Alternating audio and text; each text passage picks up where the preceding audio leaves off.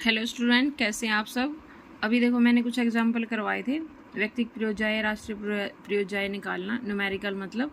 तो इसमें थोड़ा सा थ्योरी का पार्ट है, वो देखिए कैसे करते हैं। आप थ्योरी करोगे तो आपको न्यूमेरिकल ईजिली सॉल्व करने आ जाएंगे। ठीक है, तो देखिए एक कह रहा है कि difference between personal disposable income and national disposable income. देखो नाम से ही मीनिंग स्पष्ट है। पर्सनल डिस्पोजेबल मतलब जो हमारी पर्सनल से रिलेटेड रखती है, लेकिन नेशनल डिस्पोजेबल मतलब पूरे कंट्री की इसमें, शेष विश्व की इसमें शामिल होती है भाई। ठीक है, पूरे ये कह रहा था कि व्यक्तिगत प्रयोज्याय, राष्ट्रीय प्रयोज्याय की भिन्न धारणाएं हैं। व्यक्तिगत प्रयोज्याय द्वारा किसी देश के केवल व्यक्ति परिवारों की व्यक्तिगत आय होती है। कह रहा है कि जो हमारी व्यक्तिगत प्रयोज्याय है वो केवल व्यक्तियों या परिवारों की व्यक्तिगत आय होती है।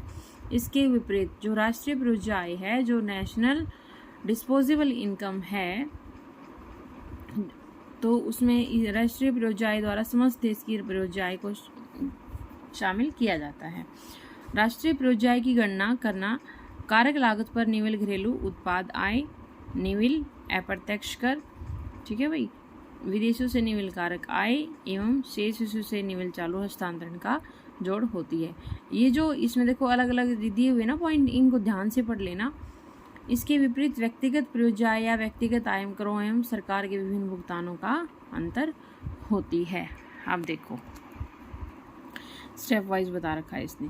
कारक लागत पर निविल घरेलू उत्पाद, net domestic product at factor cost. देखो निजी क्षेत्र को निविल घरेलू उत्पाद से प्राप्त कारक आय, जो हमारा निजी क्षेत्र है, जो निविल घरेलू उत्पाद से प्राप्त इनकम होती है उसको इंक्लूड करके, प्लस विदेशों से निविल कारक आय, प्लस राष्ट्रीय ऋण पर जो ब्याज लगता है वो, प्लस सरकारी क्षेत्र से प्राप्त चालू हस्तांतरण, प्लस शेष विश्व से प्राप्त चालू हस्तांतरण, तो हमारे पास आ जाएगी निजी आय। ठीक है, अब निजी आय में से हम माइनस कर देंगे निगम कर और अवितरित लाभ, तो हमारे पास आ जाएगा व्यक्तिगत आय।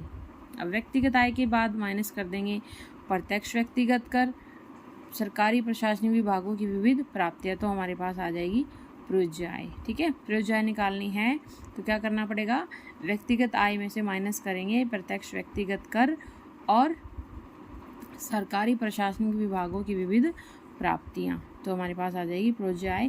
प्रयोज्याय में फिर क्या प्लस करेंगे, पारिवारिक उपभोग प्लस पारिवारिक बचत।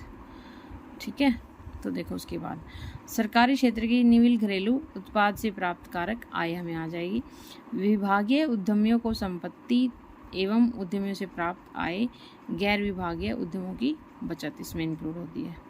Thank you dear students, this is part of theory chapter number 4, national income and disposable income में डिफरेंस है, difference between personal disposable income and national disposable income. This is very important part. आप इस theory को जरूर पढ़िएगा numerical करने से पहले।